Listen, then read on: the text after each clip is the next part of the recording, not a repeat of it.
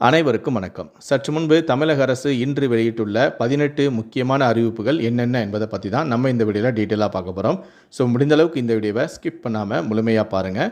இந்த வீடியோக்குள்ளே போகிறதுக்கு முன்னாடி இந்த வீடியோக்கு ஒரு லைக் பட்டனை ப்ரெஸ் பண்ணிடுங்க. நீங்கள் இதுவரைக்கும் என்னோட சேனலை சப்ஸ்கிரைப் பண்ணாமல் இருந்தீங்கன்னா மறக்காமல் சப்ஸ்கிரைப் பண்ணிக்கோங்க. கூடவே அந்த பெல் சிம்பளையும் மறக்காமல் கிளிக் பண்ணிக்கோங்க. சரி, வாங்க இப்போ நாம் வீடியோக்குள்ளே போகலாம். முதல் அறிவிப்பு.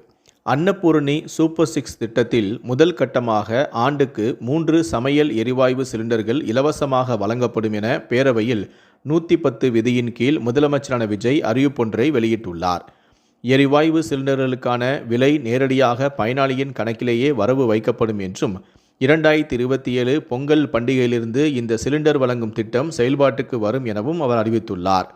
3 இலவச எரிவாயு சிலிண்டர்கள் மூலம் தமிழகத்தில் சுமார் 1,30,00,000 குடும்பங்கள் பயன்பெறும் எனவும் முதலமைச்சர் அறிவித்துள்ளார்.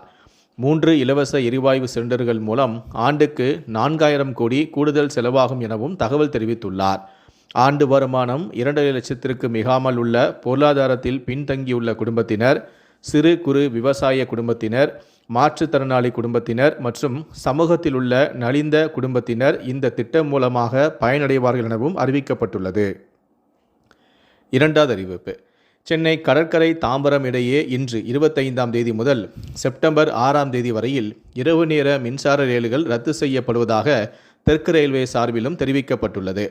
அதன்படி கடற்கரையிலிருந்து இரவு 10:20, 11:20, 11:40, 11:59 ஆகிய நேரங்களில் தாம்பரம் செல்லும் மின்சார ரயில்கள் ரத்து செய்யப்படுகின்றன.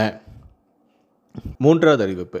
வரும் அக்டோபர் 2 முதல் மகளிர் கட்டணமில்லா பயணம் திட்டம் விரிவாக்கம் செய்யப்படும் என முதலமைச்சரான விஜய் அறிவித்துள்ளார்.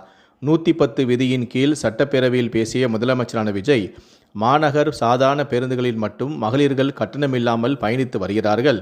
மகளிர் கட்டணமில்லா திட்டத்தை விரிவுபடுத்தி வெற்றி பயண திட்டத்தை அக்டோபர் 2 முதல் விரிவுபடுத்தப்பட உள்ளது. மகளிர் பயண சுதந்திரம் அவர்களுடைய பொருளாதார சுதந்திரத்திற்கும் குடும்பங்களின் முன்னேற்றத்திற்கும் அடித்தளமாக இருக்கிறது.